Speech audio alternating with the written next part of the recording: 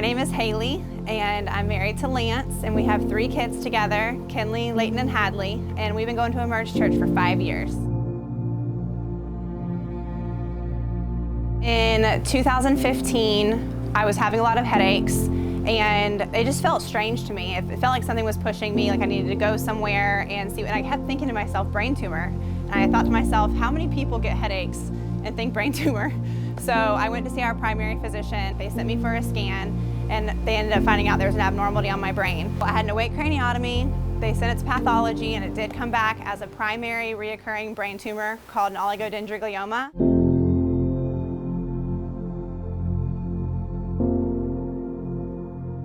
I did 32 radiation treatments over in Jacksonville, and it was, obviously really challenging on our family. And the kind of brain cancer that it is, they tell you that it will never go into remission. You'll never be cancer-free. But I remember my mom telling me, she said, I just can't believe this has happened to my baby girl. Like, why is this happening to you? And I told her, I said, I feel like I can handle it, and that's why I'm being put through it, because I know that I can do it.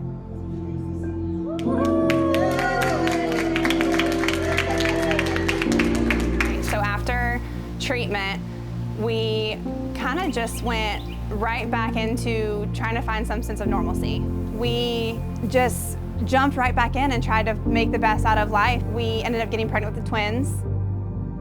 Last May, it was Memorial Day weekend, we were on the way back from the beach, and we were laughing and singing, and everybody was in a good mood. It was Lance and I, and then the kids were all in the car. All of a sudden, my body just sat straight up, and my arm went up, and then my chin went to my shoulder, and I went all the way this way.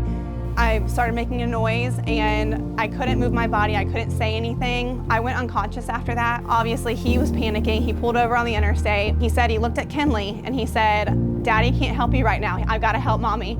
And she just she just went straight to praying over me. I wish that I could have been conscious to hear that happen, because it just makes me so proud of her. Then in November, I had another seizure. We had felt like we had come so far in the last month. It was literally like a month. I had just started driving, and I was so terrified all the time. And what if I don't get to see my kids?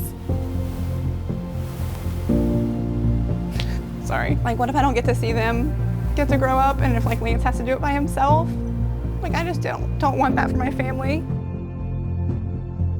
In January, Emerge had the 10 days of prayer and fasting. So we go in there feeling very heavy, and I think defeated is probably the best word. When we broke off to pray, Pastor Wade came over to us with communion. I've taken communion a million times. It becomes routine. You do it on special occasions, but he told us to imagine an IV or a blood transfusion going into your body, and that's the blood of Jesus when you drink the juice. And for some reason, a light just went off in my head. I had been taking communion wrong. We prayed.